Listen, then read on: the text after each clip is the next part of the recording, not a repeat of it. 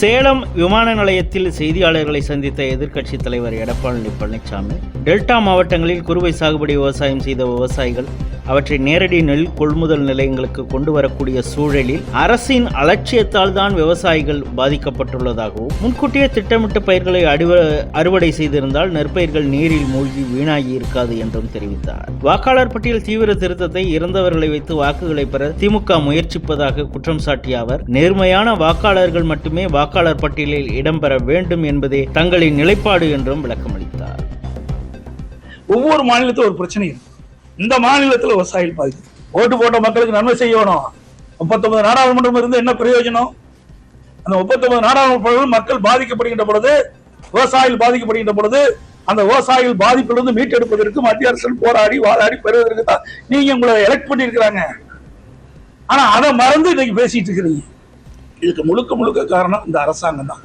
உரிய முறையில விவசாயிகள் உற்பத்தி செய்யப்பட்ட நிலை உடனுக்குடன் கொள்முதல் செய்யப்பட்டிருந்தா இந்த பிரச்சனை வந்திருக்காரு.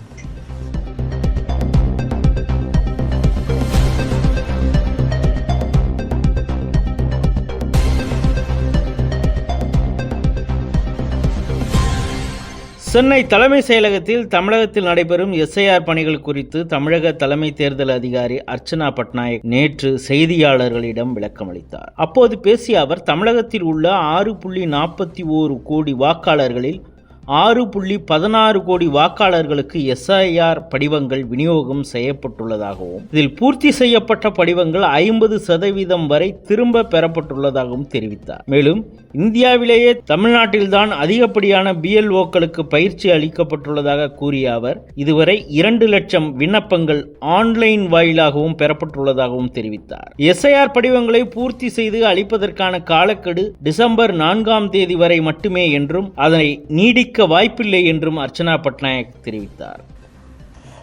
நீங்க எல்லாம் பார்த்திருப்பாங்க, நமக்கு இன்ஸ்ட்ரக்ஷன்ல ரொம்ப தெளிவா சொல்லியிருக்காங்க. எந்த வாக்காளருக்கு ஒரு இன்கொயரி பண்ண இல்லாம, ஒரு ரீசன் இல்லாம எந்த ERO பட்டியலிருந்து எடுக்க முடியாது. நம்ம டிராஃப்ட் நீட்டா ஒரு கரெக்ட் மேனர்ல எந்த எலிஜிபிள் சிட்டிசன் வெளியே போகக்கூடாது. Every eligible citizen has to be included. So நிறைய வேலை போயிட்டுருக்கு, நடந்துட்டுருக்கு. இப்போது நமக்கு 4th டிசம்பர் வரைக்கும் ரொம்ப கிரிட்டிக்கல். உங்கள் எல்லாம் ஒத்துழைப்பு கேட்குறோம்.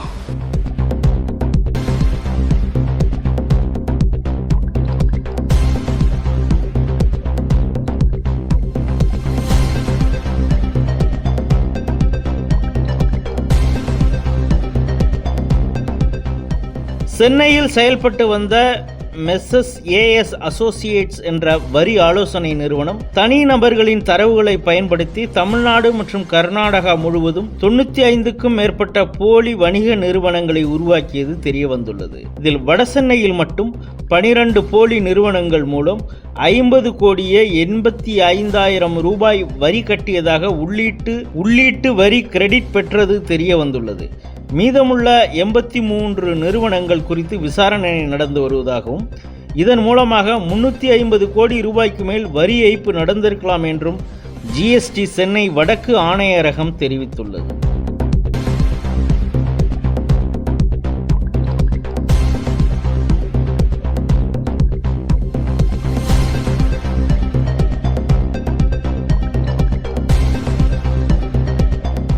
அடுத்த 10 ஆண்டுகளுக்கு பள்ளி பாடத்திட்டத்தை மேம்படுத்துவது தொடர்பான நிபுணர்கள் ஆலோசனை கூட்டத்தை தமிழக பள்ளிக் கல்வித்துறை நடத்தியது. இதில் ISRO தலைவர் நாராயணனும் கலந்து கொண்டார். கூட்டத்திற்கு பின் பேசிய அவர், பாடத்திட்டம் எப்படி இருக்க வேண்டும் என்பது பற்றி அவரது எண்ணத்தை பகிர்ந்து கொண்டார். இன்னைக்கு இங்கே தமிழ்நாடு பள்ளி கல்வித்துறை மூலம் இந்த கூட்டம் நடந்துட்டு இருக்கு. இந்த கூட்டத்தில் அடுத்த 10 ஆண்டுகளுக்கு மாணவர்களுக்கு எப்படி புத்தகங்கள்லாம் எப்படி இருக்கணும், அவங்களுடைய திறமைகள்லாம் வெளியே கொண்டு வரணும்னா எந்த மாதிரி இதெல்லாம் கான்சன்ட்ரேட் பண்ணணும். ஃபார் எக்ஸாம்பிள், ஒன்று படித்தம், ரெண்டாவது பார்த்தீங்கன்னா ஓவரால் பர்சனாலிட்டி டெவலப்மெண்ட் அவங்க எல்லாம் வரணும், அந்த என்ன பண்ணணும். அதே மாதிரி கம்யூனிகேஷன் ஸ்கில் கொண்டு வரணும். மற்றபடி இந்திய நாடு மற்றும் தமிழ்நாட்டுடைய அடிப்படைகள் அதை மக்களுக்கு இந்த மாணவர்களுக்கு எடுத்து செல்கின்ற ஒரு விதமாட்டு இந்த கல்வி இது அமையணும். ஃபார் எக்ஸாம்பிள் நம்மளுக்கெல்லாம் தமிழர்களுக்கே உள்ள ஒரு இது உண்டு, பாகுபாடு. இந்த விருந்தோம்பல், விட்டு கொடுக்கின்ற மனப்பான்மை, மற்றவர்களை மதிக்கின்ற மனப்பான்மை, இப்போ இந்த மாதிரிப்பட்டதெல்லாம் இந்த பாடத்திட்டத்தில் வந்து ஒரு கதையாட்டோ இல்லாட்டி ஒரு இதாட்டோ அந்த மாதிரி நம்ம கொண்டு செல்லணும். இந்த மாதிரிப்பட்டதெல்லாம் இது பண்ணுறதுக்காக தான் இந்த அடுத்த 10 வருஷம் வந்து இந்த புத்தகங்கள் எப்படி இருக்கணும், நமது மாணவர்கள் வந்து நன்றாக படித்து நாட்டுக்கு சேவை செய்து நமது நாட்டை ஒரு வளர்ச்சி அடைந்த நாடாக மாற்ற வேண்டும் என்றால் எப்படி தமிழ்நாட்டில் உள்ள புத்தகங்கள் இந்த சிலபஸ்லாம் எப்படி இருக்கணும் அதை டிஸ்கஸ் பண்ணக்குள்ள ஒரு மீட்டிங். இது ஒரு தமிழ்நாடு கவர்மெண்ட் வந்து ஒரு நல்ல ஒரு இனிஷியேட்டிவ்.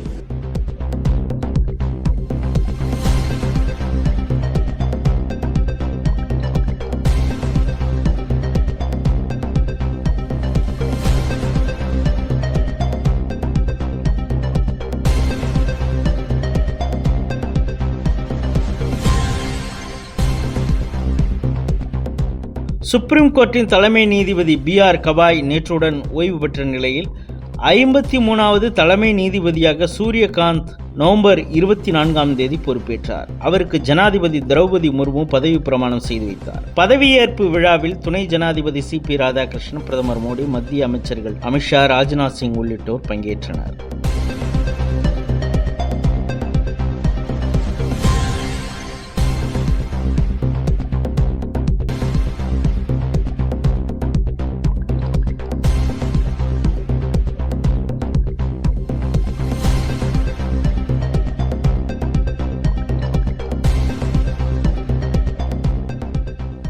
கல்வி நிறுவனங்கள் பயங்கரவாதிகளின் கூடாரமாக மாறக்கூடாது என ஓவேசி தெரிவித்துள்ளார். தெலுங்கானாவில் நடைபெற்ற நிகழ்ச்சி ஒன்றில் பேசிய AIMIM கட்சி தலைவர் அசாவுதீன் ஓவேசி, கல்வி நிறுவனங்களில் அமர்ந்து வெடிகுண்டு தயாரிப்பதை ஒருபோதும் அனுமதிக்க முடியாது. டில்லி வெடிகுண்டு தாக்குதலில் இந்து, முஸ்லிம் என 14 பேர் கொல்லப்பட்டுள்ளனர். இந்த சம்பவங்களில் ஈடுபட்டவர்களை நாம் கண்டிக்க வேண்டும். நம் நாட்டின் எதிரிகள் நமக்கு எதிரிகள்தான் என்றும், இதுபோன்ற செயல்களில் ஈடுபடுபவர்கள் யாராக இருந்தாலும் அவர்கள் மீது கடும் நடவடிக்கை எடுக்க வேண்டும் என தெரிவித்த அவர், நம் நாட்டில் முஸ்லிம்கள் 2ஆம் நிலை மக்களாக நடத்துவது போல அவர்கள் நினைத்துக் கொண்டு இது போன்று செய்கின்றனர். ஆனால் அப்படி ஒருபோதும் நடத்தப்படுவதில்லை. இந்து மற்றும் முஸ்லிம் சமூக மக்கள் நம் நாட்டில் மரியாதை மிக்க குடிமக்களாகத்தான் வாழ்கின்றனர் என தெரிவித்தார். कहना जरूरी है कि जब वतन की मोहब्बत की बात हम करते हैं तो जो तालीम इदारे मुसलमानों ने कायम किए, अगर कोई उस तालीम इदारे में बैठकर बम बनाने की साजिश करता है तो हम उसकी भी मजम्मत करते हैं। एक इदारा बनाना कितना मुश्किल काम होता है, और ऐसे जालिम लोग हैं जो एक मदरसे का कमरा नहीं बना सकते, जो स्कूल का कमरा नहीं बना सकते, जालिम अमोनियम नाइट्राइट लेकर बैठते हैं।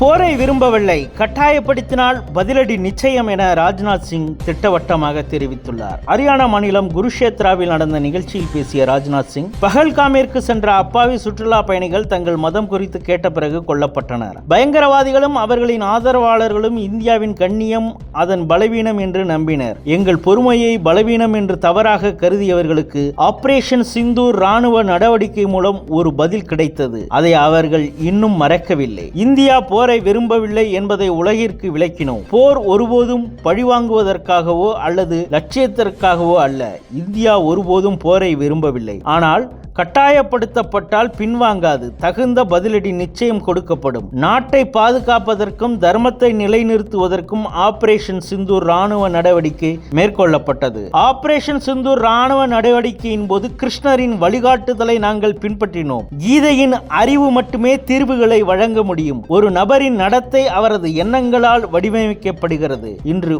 உலகம் முழுவதும் உள்ள பல்கலைக்கழகங்களை கீதை பற்றிய படிப்புகள் கற்பிக்கப்படுகின்றன. கீதை ஒரு ஆன்மீக மத நூல் மட்டுமல்ல, ஒரு உலகளாவிய வாழ்க்கை வழிகாட்டி என ராஜ்நாத் சிங் தெரிவித்தார்.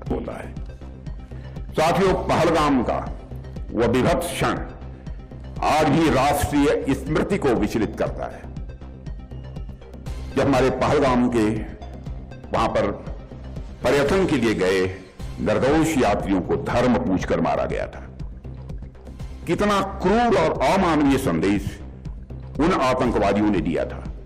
वह घटना मैं मानता हूं कि भारत की शांति प्रियता को ही चुनौती नहीं थी दे रही थी, आतंकवादी और उनके सरपरस्त यह मान बैठे थे कि भारत की शालीनता उसकी कमजोरी है, लेकिन वे भूल गए भारत गीता का देश है, जहां करुणा भी है और युद्ध भूमि में धर्म की रक्षा की प्रेरणा भी है।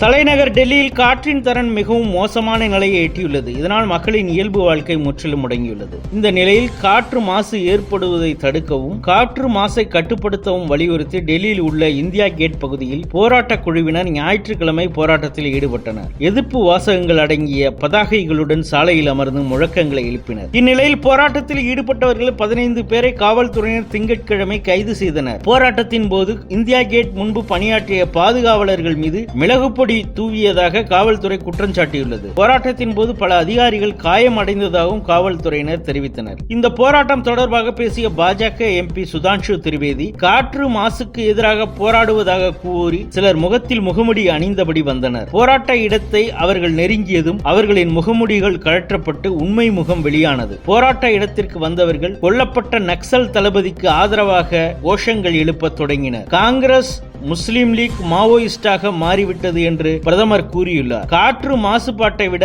மார்க்ஸ் மற்றும் மாவோவின் மாசுபாடு அவர்களின் மூளையில் அடர்த்தியாக உள்ளது. அதனுடன் தீவிரவாத காத்முல்லாக்களின் ஆதரவுடன் ஆட்சிக்கு வர வேண்டும் என்று அவர்கள் கனவு காண்கிறார்கள். இது இன்னும் ஆபத்தானது என தெரிவித்தார்.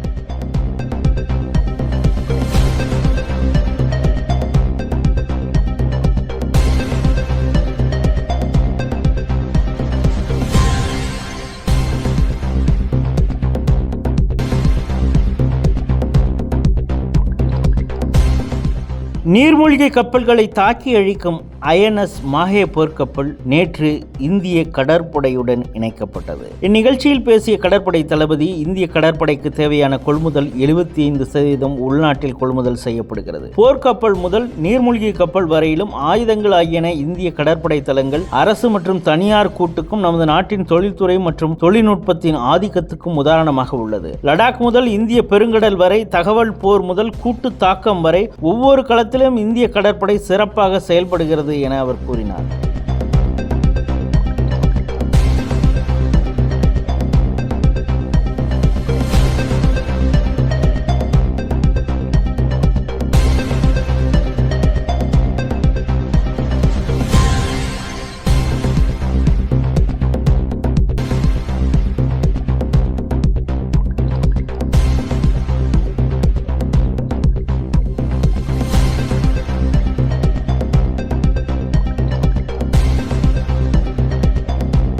அயோத்தி ராமர் கோயிலில் தர்ம துவஜ ஆரோகணம் விழா இன்று கோலாகலமாக நடைபெற்றது. அயோத்தி ராமர் கோயிலின் 161 அடி உயர கோபுரத்தின் மீது அமைக்கப்பட்டுள்ள 30 அடி உயர கம்பத்தில் பிரதமர் நரேந்திர மோடி கொடியேற்றி வைத்தார்.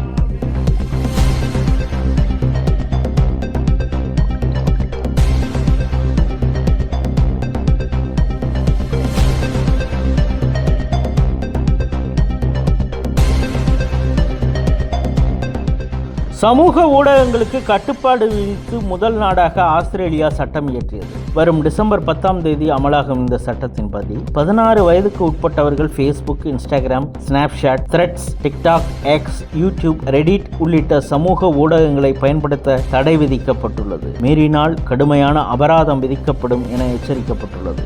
ஆஸ்திரேலியாவின் இந்த நடவடிக்கையை உலகின் பல நாடுகள் கவனித்து வருகின்றன. டென்மார்க் நாடும் 15 வயதுக்குட்பட்ட குழந்தைகள் சமூக ஊடகங்களை பயன்படுத்த தடை விதிக்கப் போவதாக கூறியுள்ளது. இந்நிலையில் மலேசியாவும் 16 வயதுக்கு உட்பட்டவர்கள் சமூக ஊடகங்களை பயன்படுத்த தடை விதிக்க முடிவு செய்துள்ளது. இது தொடர்பாக மலேசியாவில் தகவல் தொடர்புத்துறை அமைச்சர் ஃபாத்மி ஃபட்ஜில் கூறும்போது, இளம் வயதினரை சைபர் மோசடிகள், முறைகேடுகள் மற்றும் பாலியல் சுரண்டலில் இருந்து பாதுகாக்கும் நோக்கத்தோடு 16 வயதுக்கு உட்பட்டவர்கள் சமூக ஊடகங்களை பயன்படுத்துவதற்கு தடை விதிக்க அமைச்சரவை ஒப்புதல் அளித்துள்ளது. பயனர்களின் வயதை உறுதி செய்ய அடையாள அட்டை அல்லது பாஸ்போர்ட் உள்ளிட்ட ஆவணங்களை மின்னணு முறையில் பயன்படுத்துவது குறித்து ஆஸ்திரேலியா உள்ளிட்ட நாடுகள் பின்பற்றும் முறையை கடைபிடிப்பது குறித்து ஆய்வு செய்யப்பட்டு வருகிறது. அரசு அமைப்புகள் மற்றும் பெற்றோர் தங்கள் பணியை முறையாக செய்தால் மலேசியாவில் இணையதள சேவை என்பது குழந்தைகளுக்கு பாதுகாப்பானதாக இருக்கும் என தெரிவித்தார். அதே நேரத்தில் எப்போது அமலுக்கு வரும் என அவர் கூறவில்லை. 2026ஆம் ஆண்டு அமலுக்கு வரலாம் என எதிர்பார்க்கப்படுகிறது.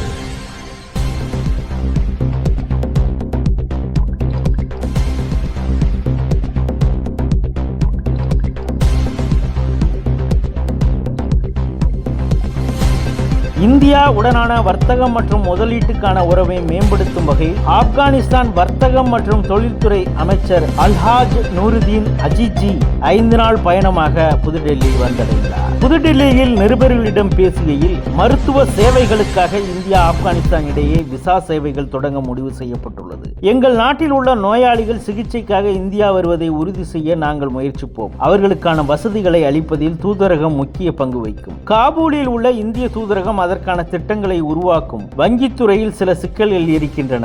ஆப்கானிஸ்தானில் உள்ள அரசு வங்கிகள், தனியார் வங்கிகள் இரண்டும் வர்த்தகத்திற்காக சிறப்பான சேவையை அளித்து வருகின்றன. வணிகத்திற்கு தேவையான விஷயங்களில் வெளிப்படையாகவே உள்ளோம். வங்கித்துறையில் மத்திய ஆசிய நாடுகள் உடன் நல்ல உறவை கடைபிடித்து வருகிறோம். இந்தியா ஆப்கானிஸ்தான் இடையே சின்ன சின்ன சிக்கல்கள் உள்ளன, அவை விரைவில் தீர்க்கப்படும் என அமைச்சர் அல்ஹாஜ் நூருதீன் அஜிஜி தெரிவித்தார்.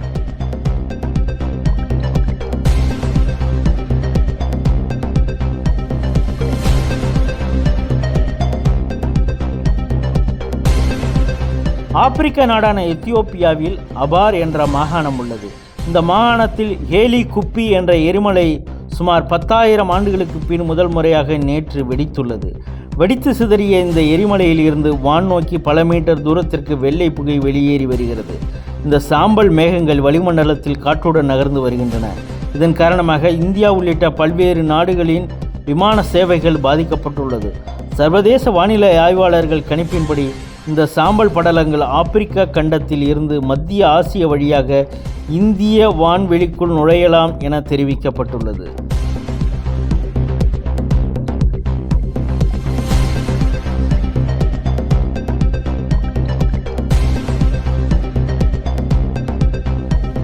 ஆசிரிய பள்ளிகளில் ஹிஜாப், புர்கா அணிவது தடை செய்யப்பட்டுள்ளது. தடையை மீறினால் பெற்றோர்களுக்கு 1000 பவுண்ட் அபராதமும் 1 வாரம் சிறை தண்டனையும் விதிக்கப்படும். ஹிஜாப் தடையை மீறும் பள்ளிகளுக்கும் அதிக அளவில் அபராதம் விதிக்கப்படும் என ஆஸ்திரேலிய இன்டகிரேஷன் அமைச்சர் கிளாடியா பிளாக்ஹோம் தெரிவித்துள்ளார். மேலும் அவர் இது குறித்து தெரிவிக்கும் பொழுது, புர்கா என்பது அடிமைத்தனத்தின் சின்னம் மற்றும் அது குறித்து வெட்கப்பட வேண்டும் என மிக கடுமையாக பேசியுள்ளார்.